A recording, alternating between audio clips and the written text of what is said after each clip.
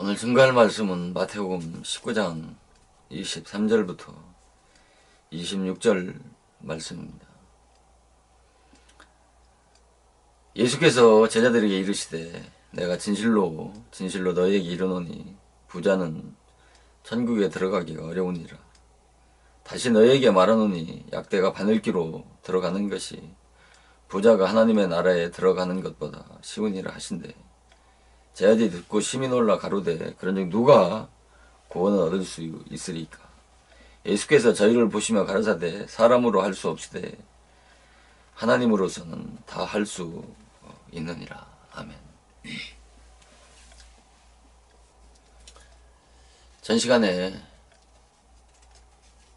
말씀을 드리다가 마치지 못한 부분을 이어서 계속 이 부자 청년의 비유에 대한 말씀을 선고해 가도록 하겠습니다. 전 시간에도 말씀을 드렸던 것처럼 기독교의 구원의 길이 좁고 또 협잡하고 넓은 길이 아니고 좁은 길이고 또 좁은 문이라고 말씀을 드렸습니다. 우리가 고린도후서 13장 5절에서 사도 바울은 그 고린도 교회를 향해서 많은 은사와 기사, 이적을 체험하고 영적인 체험을 하고 또 9가지 은사를 받은 교회였지만서도 사도 바울을 통해서 많은 그 책망을 받았던 교회가 그 고린도 교회인데, 이 고린도 교회를 향해서 이 고린도 후서 마지막 절에 마지막 장에서 사도 바울은 너희가 믿음에 있는가 너희 자신을 시험하고 너희 자신을 확증하라고 이렇게 말씀하시면서 예수 그리스도가 너희 안에 있는가, 너희 안에 계신 줄을 너희가 알지 못하느냐, 그렇지 않으면 너희가 버리운 자라고 이렇게 말씀을 하고 있습니다. 그러면 너희가 믿음에 있는가라고 하신 이 말씀은 너희가 믿는 믿음이 구원받은 믿음인지 아니면 너희가 구원받은 자인지에 대해서 시험하고 또 확증하라고 하는 말씀인 것입니다.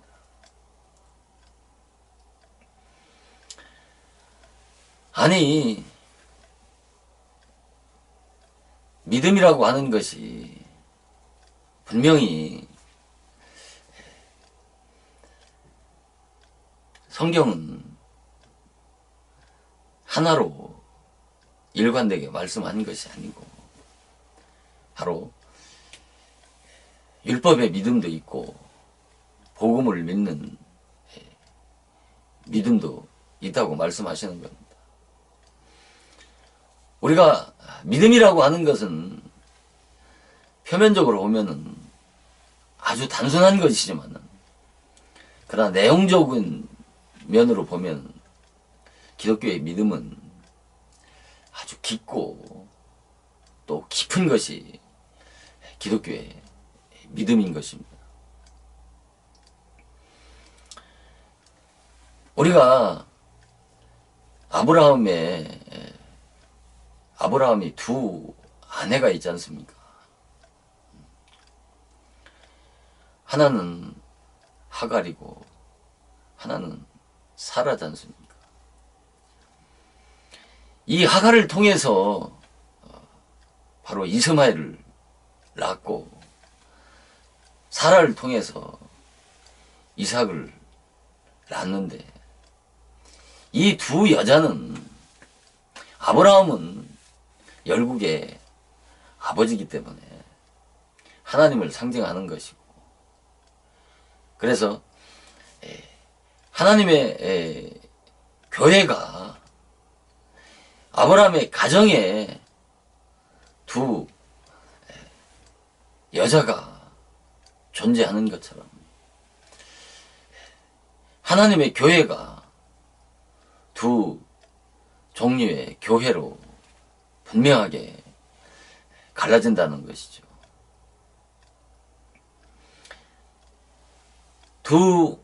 이 땅에 많은 교회들이 있고 이 땅에 많은 믿는 신자들이 있지만 하나님 편에서 볼 때는 바로 이와 같이 두 종류의 교회로, 두 종류의 신자로 분명히 나눠진다는 것이죠. 그래서 이 율법 교회를 상징하는 이 하갈 교회를 통해서 바로 이스마엘을 낳는데, 이 이스마엘은 율법의 믿음으로 난 육체를 따라 난 자의 모형이고, 사라는 진리교회인데, 복음교회인데 바로 진리를, 복음을 믿고 거듭난, 성령을 따라 난, 약속을 따라 난 자가 바로 이삭인 것입니다. 아브라함의 기업을 이스마엘에게 허락하지 않는 것입니다.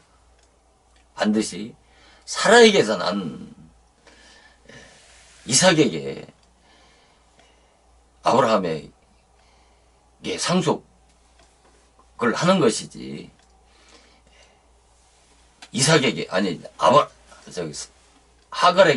하갈에게서 난 이스마엘에게 상속하지 않습니다. 이스마엘에게서 하갈에게서 난 이스마엘은 종이고, 사라에게서 난 이삭은 아들인 것입니다. 자기 재산을 친자에게 상속하지 종에게 상속하는 사람은 단 한 사람도 없을 것입니다. 자식이 없다면 모르겠지만,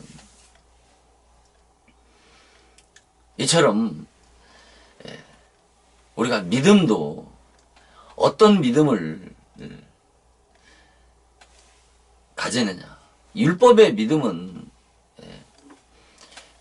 육의 의지로, 육의 행위로, 육체를 따라 믿는 믿음이 바로 율법의 믿음인 것입니다. 곧 육신의 의지로 의롭게 되고 거룩하게 돼서 하나님을 기쁘게 하고 하나님의 나라에 들어가려고 하는 믿음이 바로 이스마엘의 율법의 믿음인 것입니다.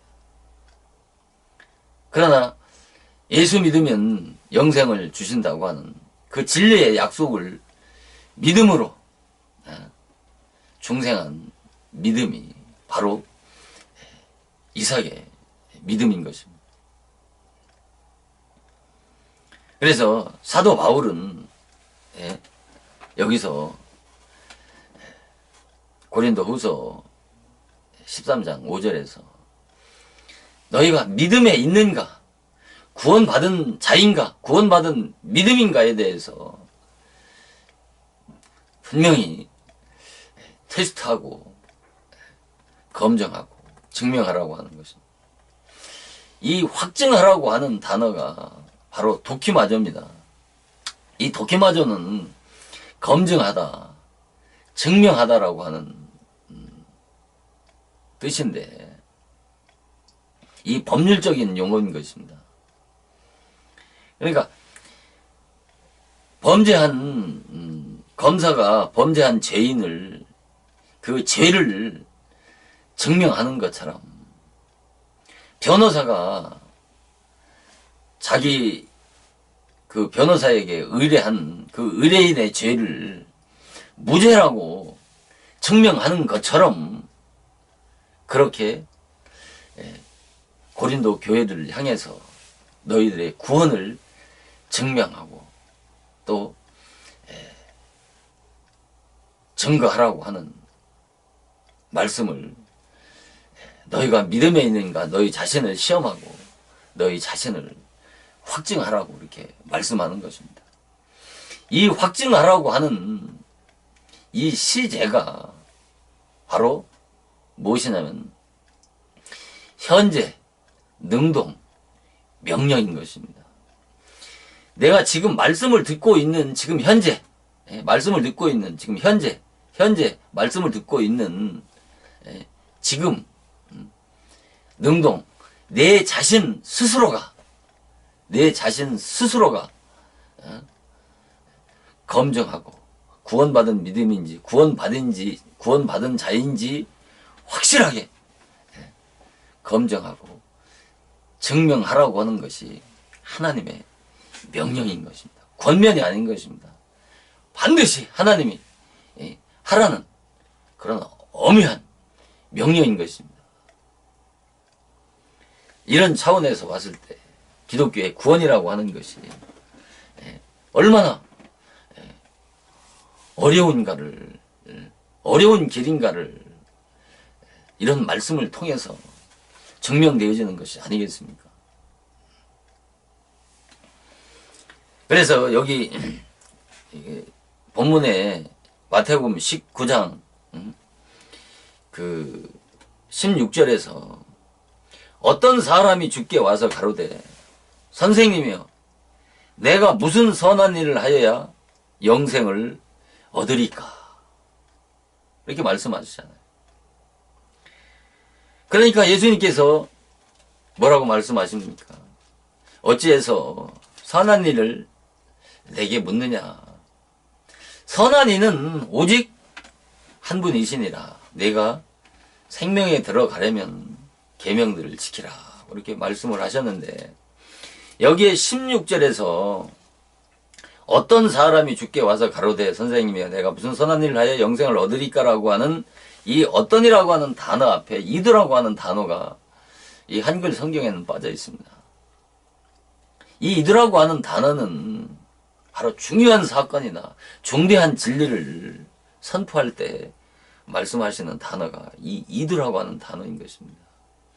이만큼 이 본문 말씀은 중요한 그런 진리를 담고 있다라고 하는 그 말씀의 반증이 바로 이 이드라고 하는 단어를 이 말씀 서두에 말씀하신다고 하는 의미에서 그렇게 이 말씀이 중요한 진리를 말씀한다라고 그렇게 강조하고 또 강조하는 것입니다. 그래서 많은 그 주석가들이 왜 예수님이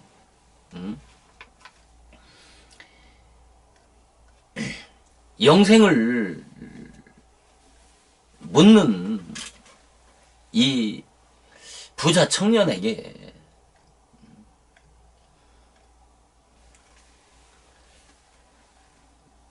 구원의 진리를 구속의 도리를 구원의 복음을 제시하지 아니하시고 생명에 들어가려면 영생에 들어가려면 구원을 받으려면 계명을 지켜야 된다고 이렇게 말씀을 하셨냐는 것이죠.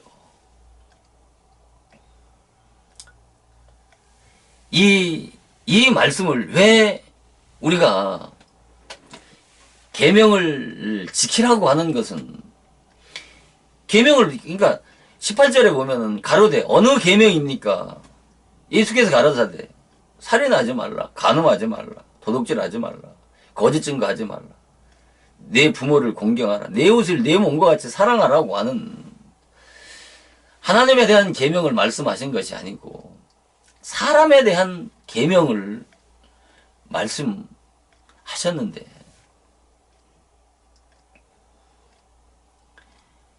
그러면 이와 같이 간음 않고 십계명을 사람에 대한 십계명을 그러면 지키면 생명에 들어갈 수 있다는 말씀이잖아요. 이 문자 그대로 보면은 안 그렇습니까? 율법을 지켜야 계명을 지켜야 구원을 받는다는 말씀이 구원을 받는다는 말씀 아닙니까? 그러면 이 신학의 주제와는 너무나도 상충되는 말씀 아닙니까? 기독교의 구원이라고 하는 것은 율법은 행하면 살고 어기면 죽는다는 것 아닙니까?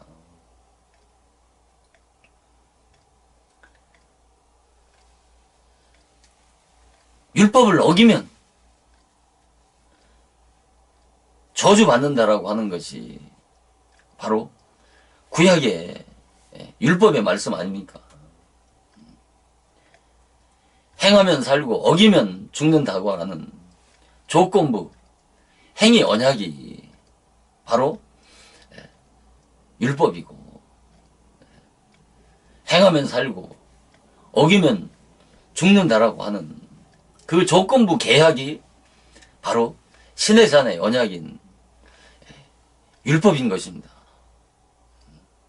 그런데 왜 예수님께서 생명에 들어가려면 계명을 지키라고 말씀을 하셨을까요? 기독교의 구원은 이와 같이 구약 율법과 같이 조건이라고 하는 수식어가 붙을 수 없는 것 아닙니까?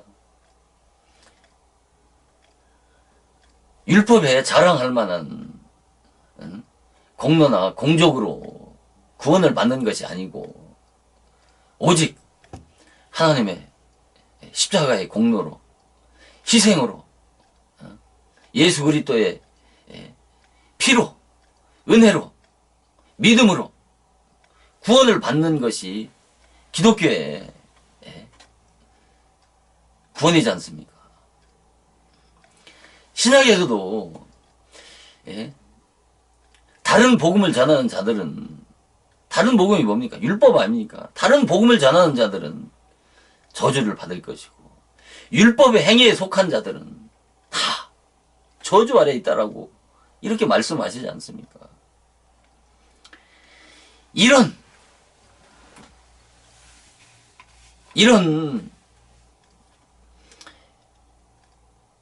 말씀들을 비추어 볼 때 예수님의 이런 상충된 상반된 답변은 도저히 인간의 이성으로는 이해가 가지 않지 않습니까? 전 시간에 말씀을 드렸지만 마가복음 18장 18절에는 이 부자 청년이 이 부자 청년은 부자 청년이라고 마가복음엔 부자 청년 또 큰 부자 누가복음에는 관원이라고 이렇게 말씀을 하고 있는데 거기에 다 그 의미와 뜻이 다 있는 것입니다. 특히 관원이라고 하면은 그래서 이 사람은 유대 사회에서 정말 불경건하고 부도덕하게 사는 사람이 아니고 정말 유대 사회에서 존경받고 종교적인 또 열심도 대단한 그런 유대 사회에서 존경받는 종교 지도자의 한 사람입니다. 이런 사람이 예수님 앞에 나와서 예수님에게 무릎을 꿇고 영생을 묻는 이 부자 청년에게 이 부자 간원에게 왜 영생의 진리를,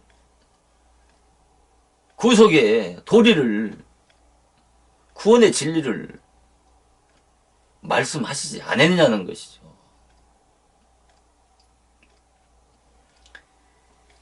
이 말씀을 주석가들은 뭐라고 해석을 하냐면, 계명을 예수님께서 이 부자 청년에게 계명을 지키라고 한 것에 대해서 전 인격적으로 결단을 촉구하라고 하는 의미에서 그렇게 말씀하셨다고 그러고, 계명인 율법을 영생을 위해서 적극적인 의미를 부여한 말씀이라는 것이죠. 그리고 영생을 적극적 조건으로, 영생을 적적인 조건으로 계명을 준수해야 할 것을 요구하는 것이라는 것이죠. 그러면 신약의 예수님의 말씀과는 아주 상충되어지는 말씀이죠. 본문대로라면 분명히 율법을 지켜서, 율법을 행해서 구원을 받을 수 있다라고 이렇게 말씀을 하신 것과 다를 바 없지 않습니까? 우리가 이 말씀을 아주 중요하기 때문에 제가 강조하고 또 강조해서 이 말씀을 자꾸 반복해서 말씀을 드리는 겁니다.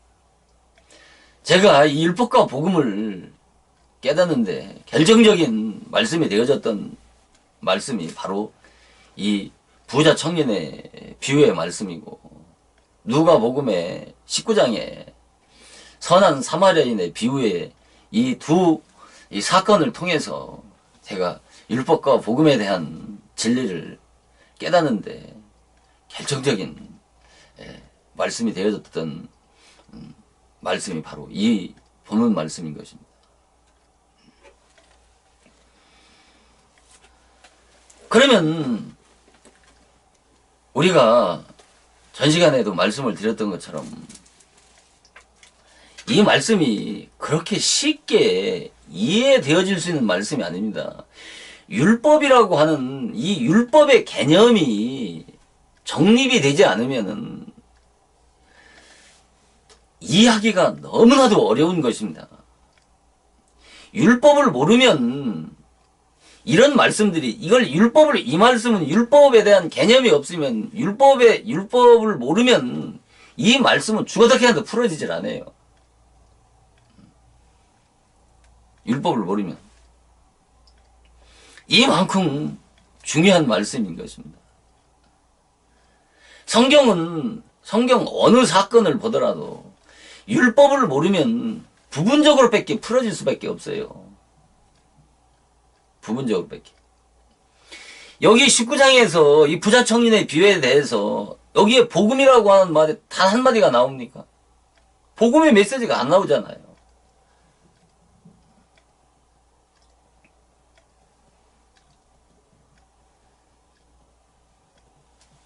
우리가 사도행전에 보면은 바울과 실라가 옥에 갇혔을 때 하나님께서 지진을 일으켜서 그 옥문이 열렸을 때 그 옥문지기가 두려워 떨면서 바울과 실라에게 그러지 않습니까? 어떻게 하면 구원을 얻을 수 있느냐라고 물었을 때 바울이 뭐라고 그럽니까? 주 예수를 믿어라. 그리하면 너와 내 집에 구원을 얻으리라. 아니 이렇게 말씀하시면 되는데 왜 예수님께서는 이런 신약의 주제와는 상반된 그런 말씀을 하셨냐는 것이죠. 이 성경을 보면은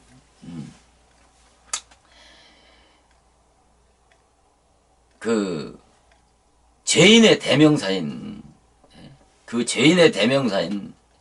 그 세리나 창녀들에게는 바로 그 영광스러운 복음의 말씀을 하셨지만은 사두개인, 바리새인, 율법으로는 흠이 없는 사두개인, 바리새인이래나 이 부자 청년에게는 뭐예요? 복음을 한 말씀도 언급하시지 안 하지 않습니까? 여기에 비밀이 있는 것입니다. 여기에. 왜 창기나 세리와 같은 죄인들에게는 복음을 말씀하시면서 왜 율법으로 의롭고 흠이 없는 이 바리새인들에게는, 이 부자 청년에게는 복음을 말씀하시지 않고 율법을 지키라고 말씀을 하셨을까요? 여기에 기독교에 심오한 진리가 있는 것입니다. 이것은 단순하게 원리적으로 인간의 율법의 의로 인간의 행위로 구원받을 수 없다라고 하는 이런 교리적인 그런 신학적인 지식을 아는 정도로 여기서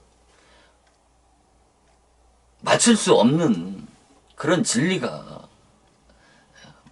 말씀하시는 겁니다. 이건 이론으로 알아서 되는 게 아니라니까요. 이런 말씀들은 내가 체험하지 않으면, 그래서 기독교는 계시의 종교고 체험의 종교고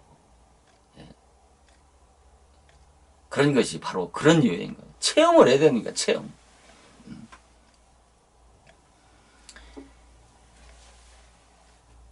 여기 보면은 왜 이 16절에 무슨 선한 일을 행해야 무슨 선한 일을 해야 영생을 얻을 수 있습니까? 라고 말씀하잖아요. 그러니까 자, 율법이라고 하는 것은 율법에 대해서 반드시 죽음을 체험해야 되는 겁니다. 율법에 대해서 죽지 않으면 절대 구원을 받을 수가 없는 것입니다. 자, 우리가 육적으로나 영적으로나 인지 동정적으로 한번 생각해 보자는 것이죠. 예수님에게 이렇게 유대사회에서 존경받는 그런 유명한 종교 지도자가 자기 앞에 무릎을 꿇을 만큼 그런 낮고 겸손한 자세로 예수님에게 구원의 진리를 물었을 때, 예수님은 전지전능하신 하나님이지 않습니까? 그에게 구원의 진리를 가르쳐서 구원으로 인도하실 수 있을 수 있지 않습니까?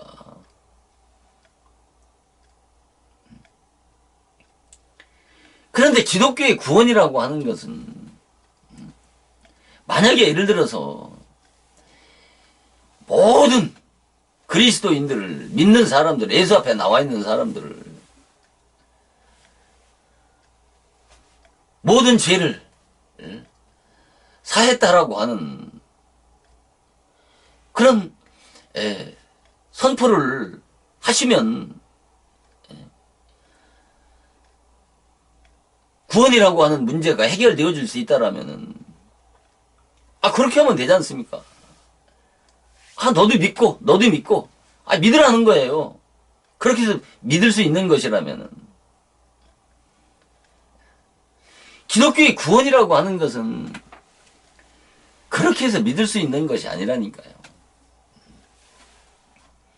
반드시, 믿음이라고 하는 것은 반드시 어떤 조건이 성립이 되어졌을 때, 믿을 수 있는 것이란 말입니다. 율법하고는 다른 거예요. 자, 율법의 행위로 내가 율법을 지켜서 구원을 받을 수 있다라고 하는 것하고, 제가 여기서 말씀을 드리는 것은 율법에 대해서 반드시 죽어야 된다라고 하는 것하고는 차원이 다른 겁니다. 율법에 대해서 죽어야 된다라고 하는 것은 로마서 2장 19절에 율법으로 말미암아 율법을 향해서 죽었단 말입니다. 사도 바울이 왜 죽었다고 말씀하시죠? 하나님을 향해서 살게 하기 위해서 율법에 대해 죽었다는 거예요. 이 율법이라고 하는 것은 정말 심오한 진리인 것입니다. 정말 복음을 깨달은 사람만이 이 율법을 가르칠 수 있고 또 배울 수 있는 차원이라니까요. 율법은 모세가 시내산에서 받은 그 십계명을 말씀하는 게 아니라니까요. 모세가 시내산에서 받은 그 십계명은 그 율법의 세칙을 받은 것뿐이라니까요. 세칙이라니까요. 율법의 본질인 강령은 첫 아담 안에 있는 내성 인격이 율법이란 말입니다. 율법은 인간의 인격이고 본성이 율법이라니까요. 왜 인간이 죽어야 되는지를, 왜 인간이 율법에 대해서 죽어야 되는지를, 이게 죽지 않으면 죽는다는 것은 뭐예요? 설 죽은 것은 죽은 게 아니란 말입니다. 완전히 죽어야 되는 겁니다. 완전히 죽어야 되는 거라니까요. 완전하게 죽지 않으면 설 죽은 사람은 다시 또 살아난다니까요. 사도 바울이 율법에 대해서 율법으로 말미암아 율법에 대해서 죽었다라고 하는 율법으로 말미암아 율법을 향해서 죽었다라고 하는 것은 율법에 대해서 완전히 죽은 것을 말하는 거예요. 그것은 곧 뭐예요? 율법에 대해서 죽었다라고 하는 것은 넓은 의미로 얘기한다면 그러니까 율법의 의로는, 인간의 율법의 의로는 티끌만한 의도 가져다 주지 못하고, 티끌만한 자랑할 만한 그 의도, 전무한 그런 영적 상태를 말씀하는 겁니다.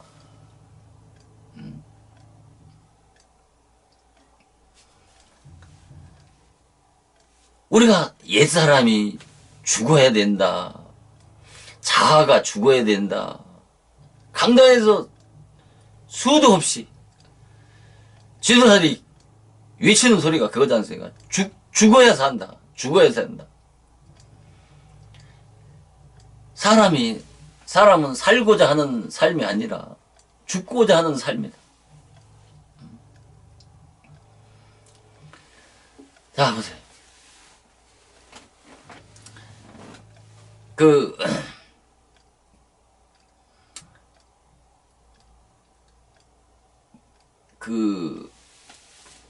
마태복음 21장인가요? 21장 28절에 보면은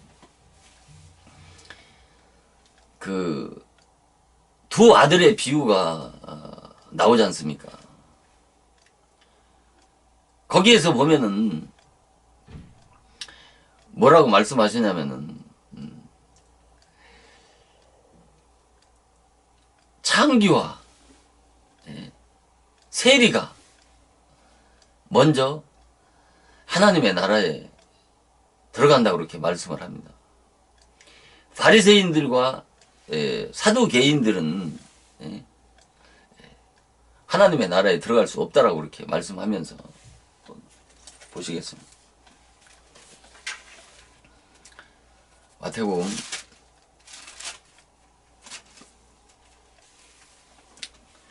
28절에 보면은 마태복음 21장 28절에 보면은 그러나 너희 생각에는 어떠하뇨? 한 사람이 두 아들이 있는데 맏아들에게 가서 이르되 오늘 포도원에 가서 일하라 하니 대답하 가로되 아버지께서 가겠소이다 하더니 가지 아니하고 둘째 아들에게 가서 또 이같이 말하되 대답하여 가로되 실소이다 하더니 그 후에 뉘우치고 갔으니 그 둘 중에 누가 아버지 뜻대로 하였느냐? 가로되 둘째 아들이니이다. 예수께서 저희에게 이르시되 내가 진실로 진실로 너희에게 이르노니 세리들과 창기들은 너희보다 먼저 하나님의 나라에 들어가리라. 요한의 의의 도도 너희에게 왔거늘 너희는 저희를 믿지 아니하였을 때 세리와 창기는 믿었으며 너희는 이것을 보고도 종시 뉘우치지 믿지 아니하였도다. 이렇게 말씀을 하고 있습니다. 그러니까 맏아들은 그 아버지가 포도원에 가서 일하라고 하니까 하고 간다고 해놓고 가지 않았고 둘째 아들은 포도원에 가서 일하라고 그러니까 포도원에 가서 일한다 싫다고 하고 나중에 뉘우치고 가서 일했다고 그랬습니다. 그랬을 적에 이 둘 중에 누가 아비의 뜻대로 하였느냐 이렇게 말씀을 하시지 않습니까? 그러면서 둘째 아들이니다 이렇게 말씀을 하시지 않습니까? 그러면서 예수께서 저희에게 이르시되 내가 진실로 진실로 너희에게는 이르노니 세리와 창기들은 너희보다 먼저 하나님의 나라에 들어갔느니라.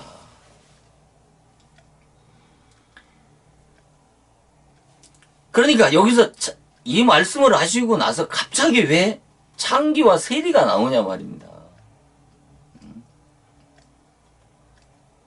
여기서 말하는 것은 아버지를 순종하고 순종하지 않는 그런 차원을 말씀하는 게 아니라니까요.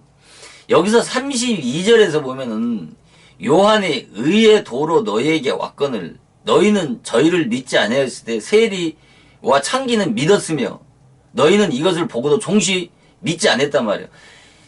그러니까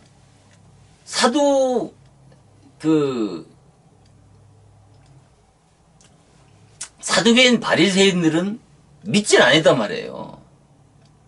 믿질 않았는데 창기와 세리는 요한의 의의 도를 믿었다고 그랬단 말입니다.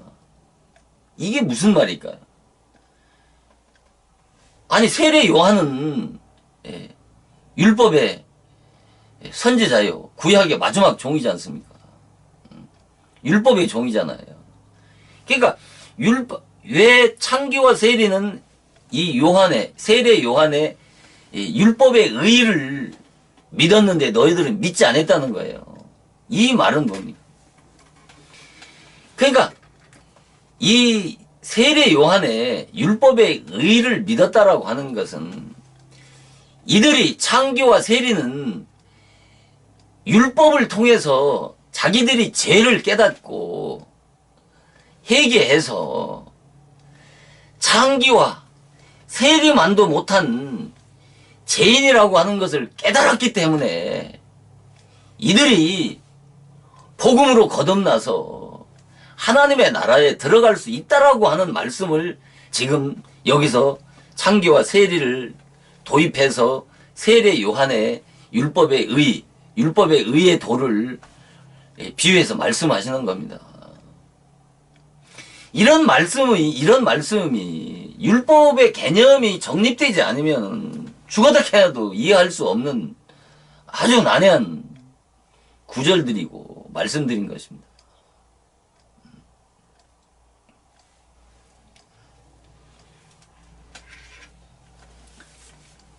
그러니까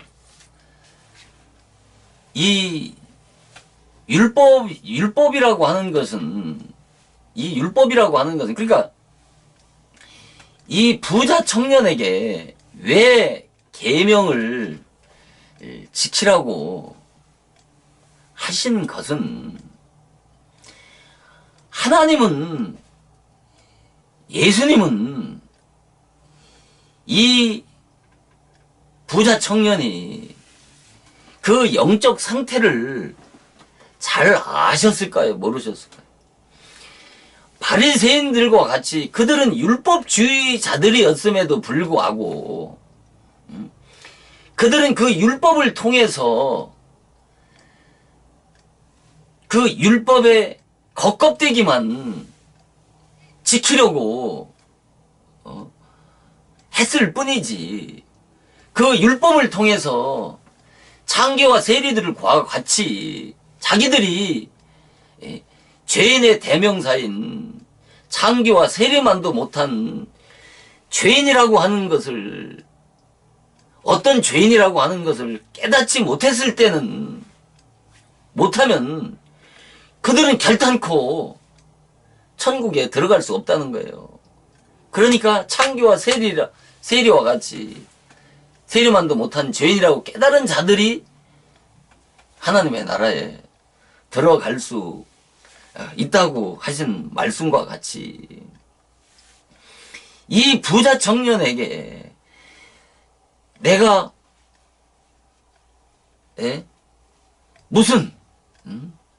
내가 무슨 선한 일을 해 영생에 들어갈 수 있습니까? 라고 말씀하신, 예수님에게 물은 이 말씀을 통해서 보더라도 율법에 대해서 죽어야 되는데 아직도 이 사람은 율법을 지켜서 의롭게 되려고 행위로, 율법의 의로 구원받을 수 있다라고 생각을 하는 거예요.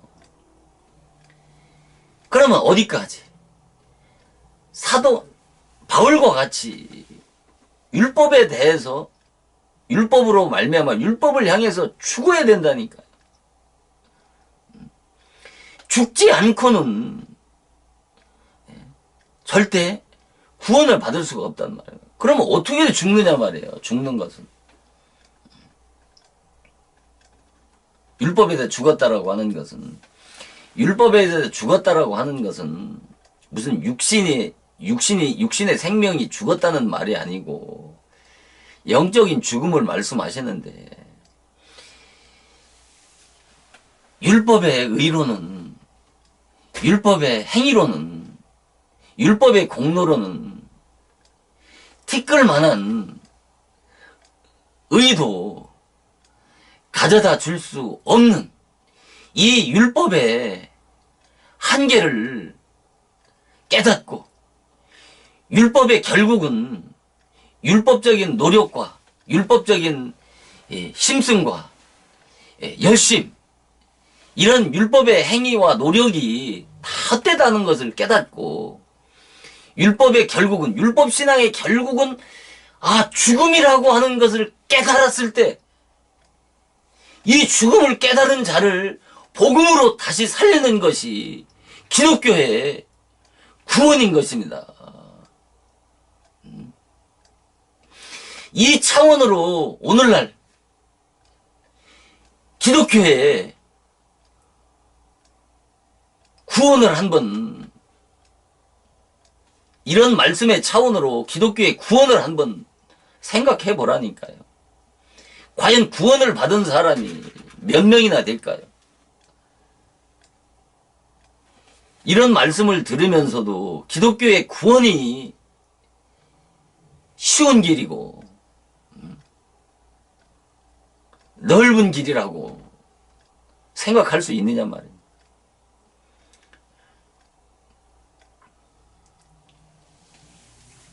성경은 전부 이 말씀을 하는 겁니다. 성경. 지도자가 이 복음의 이 이 기독교의 진리에 이 좌우를 명확하게 깨달아야 때를 따라서 양식을 나눠줄 수가 있는 것입니다. 이런 부자 청년과 같은 자들에게는 엄격한 율법의 잣대가 주어져야 되는 것이고, 창기와 세리와 같은 영적 상태에 있는 자들에게는 복음의 진리를 선포해야 되는 겁니다.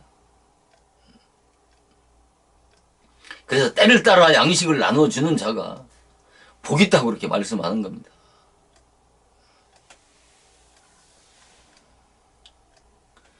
우리가 전번에 증거했던 12회 혈류증 걸린 여자를 말씀을 드렸지 않습니까?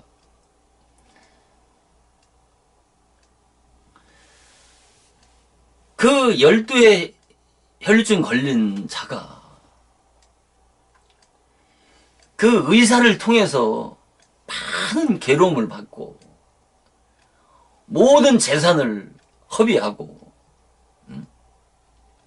아무 효용도 없고 도리어 그 병이 중화해졌다라고 그러지 않습니까? 이것이 이 영적 상태가 구원을 받고자 하는 모든 자들에게 동일하게 적용되고 동일하게 체험되어져야 되는 이 영적 상태는 이 영적 진리를 말씀하는 겁니다. 많은 의원에게, 여기서 많은 의원은 다수예요. 율법의 종들을 가리키는 거예요. 율법의 종들을 통해서 많은 괴로움을 받은 거예요. 괴로움을 받아야 된다니까요. 율법을 통해서 율법의 쓴 맛을 번잘아야 복음의 그 달콤한 향기를 느낄 수가 있는 거예요. 복음의 고통을 겪어본 자라야 그런 자에게 바로 율법을 통해서 고통을 겪어본 자라야 무엇 때문에 고통을 겪어봐요? 죄 때문에 고통을 겪어봐야 되는 거란 말이에요. 이걸 많은 의사에게 괴로움을 받았다고 하는 거예요. 이런 괴로움을, 율법을 통해서 이런 괴로움을 받아봐야 된다니까요. 그래야 복음의 의로를 받을 수가 있는 겁니다. 그래서 죄책이 크면 클수록 용서받을 때 영광스럽다고 하는 거예요. 그래서 공의를 깊이 깨달은 만큼 기독교의 진리와 사랑을 정비례해서 깨달을 수 있는 것입니다.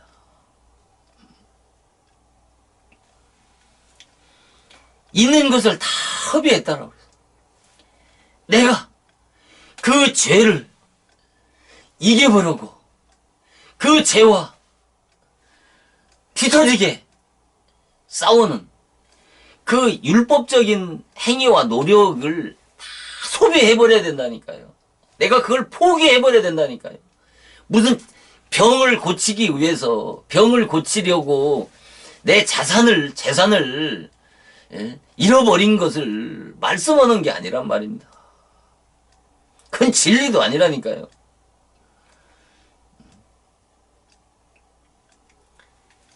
그러면서 아무 효용이 없다. 당연히 아무 효용이 없음을 깨달아야 된다니까요. 그 율법적인 노력과 수고와 그 모든 노력을 율법의 행위로 구원 얻으려고 했던 그 율법으로 죄를 이겨보려고 거룩하게 돼서 의롭게 되려고 했던 그 모든 노력과 수고가 헛되다고 하는 이 율법의 한계를 깨달아야 된다니까요.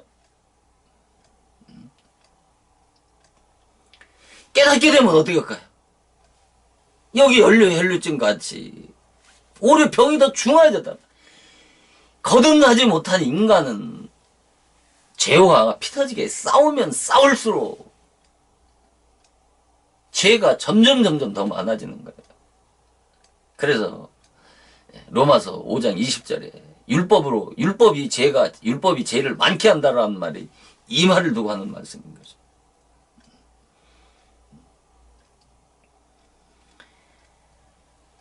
그러니까 창기와 세리 같은 자는 베데스다 연못에 많은 병자들이 있지 않습니까? 그 병자들이 많은 병자들이 있었는데 38년 된 병자만 치료받은 거예요.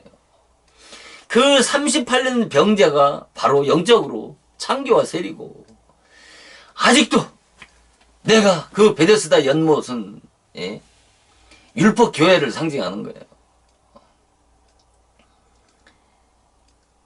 내가 무엇인가 내 힘으로, 내 의지로, 내 노력으로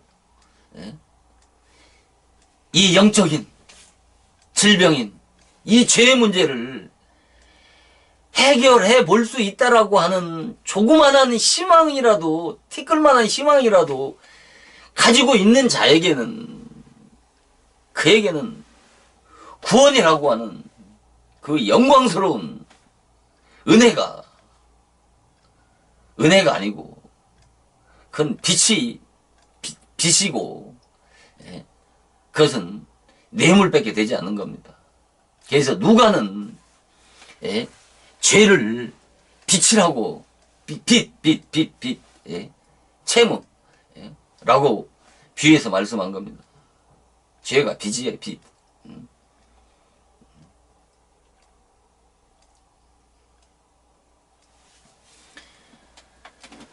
자, 38년 된,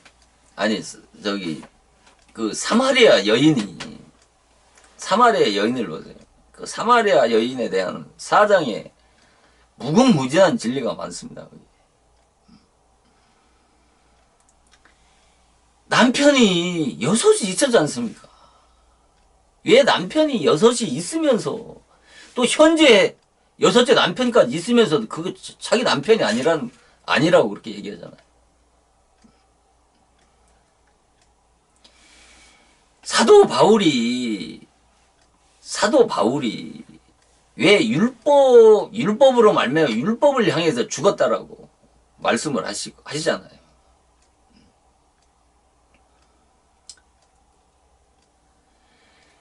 왜 남편이 있으면서도 그 율법의 남편을 말하는 거야. 피남편에 대해서 죽어야 된다니까요.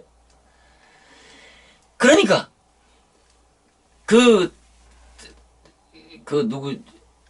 이 사마리아 여인이 남편이 6이 있으면서도 남편이 없다라고 하는 것은 그 고백이 나와야 된다니까.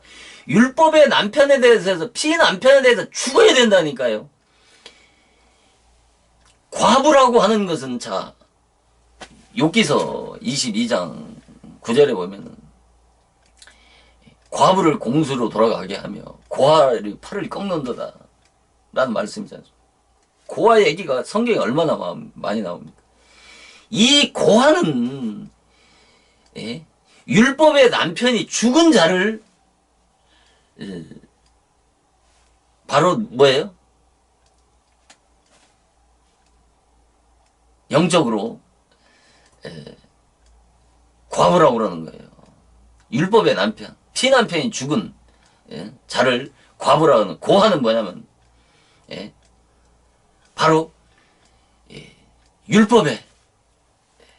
율법의 아비죠. 그러니까 육신의 아비를 얘기하는 게 아니에요.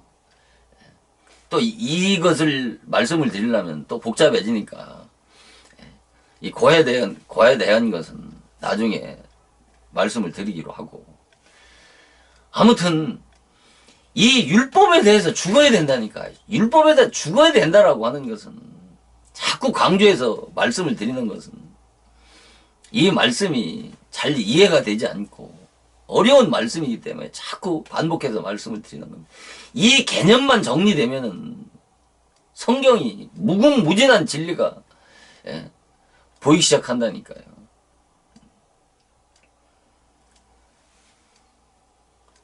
율법으로는 율법에 대해서 자기 자신에 대해서 그 죄에 대해서 절망하고 좌절을 해봐야 된다니까요.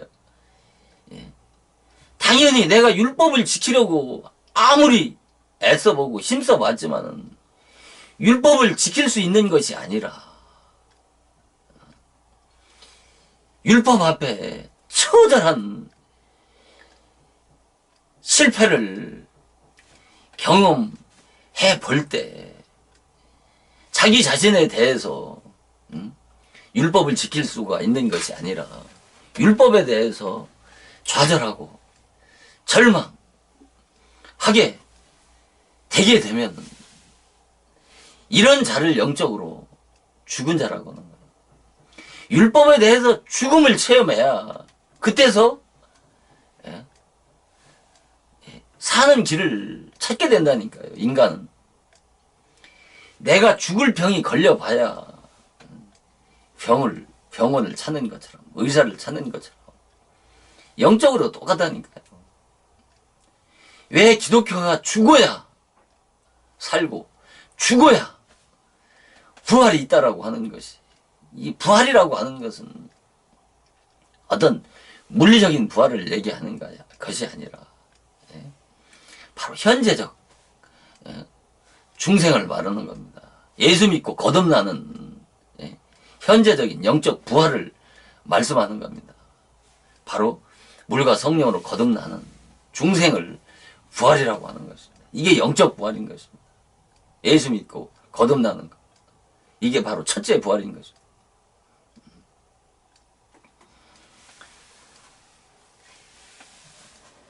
왜 예수님이 이 부자 청년에게 무슨 선한 일을 해야, 선한 일을 행하야 생명에 들어갈 수 있다라고 한 말씀을 이해가 되십니까? 이걸 잘 이해를 하셔야 되는 겁니다. 그러니까 절대로 이 부자 청년에게는 내가 아직도 무엇인가를 그러니까 내가 율법으로 무엇인가, 나는 율법을 다 지켰다 그러고 율법으로 무엇인가 할 수 있다라고 하는 이자에게 율법을 주면 어떻게 해요? 복음을 주면 어떻게 해요? 복음을 가지고 남용하고 복음을 가지고 방종한다니까요.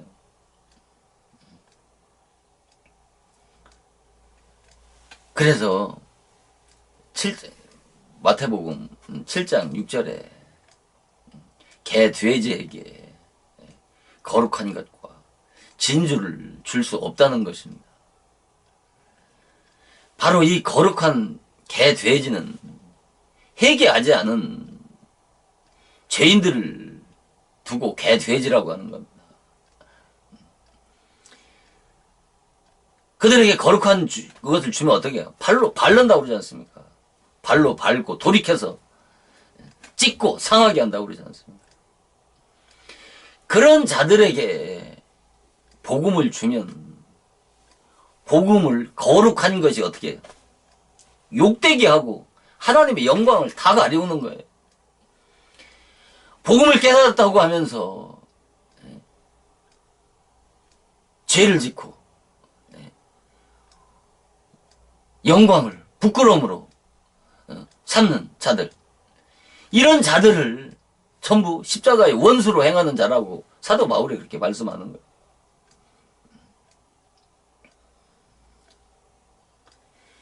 복음을 깨달으면 이렇게 살아라 저렇게 살아라 할 필요가 없는 거예요. 복음을 깨달으면 내 안에서 자동적으로 성령의 9가지 열매가 안 맺을 수가 없는 겁니다. 교만할 수도 없고.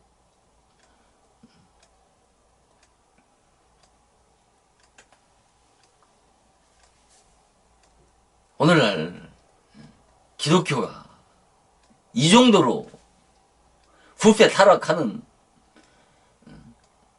것이 뭡니까? 교회마다 강단에서 복음 복음을 외치지 않은 종들이 어디 있어요? 복음을 모르는 종들이 어디 있냐고. 이렇게 생명이 있는 진리를 증거하는데도 왜 기독교는 점점 부패 타락해 가느냐 말입니다. 정말 복음을 깨달아 오늘날 수많은 양무리들을 지옥으로 몰고 가는 것을 보고 거룩한 분노를 느끼지 않는다면 그건 복음을 깨달은 사람들이 아니에요. 어떻게 하나님의 피로 산 백성들이 전부 예수의 이름으로 지옥을 몰고 가는 걸 보고 그렇게 태평하게 내 안에 있는 내 자식이 지옥을 간다고 생각을 해봐요. 어떻게 잠을 잘 수 있냐고. 내게 맡겨진 양무리들이 지옥 백성으로 떨어뜨린다라고 하는 것을 이걸 깨달을 때 모든 가치관이 삶의 질이 영적인 삶의 질로 바뀌지 않을 수가 없다니까.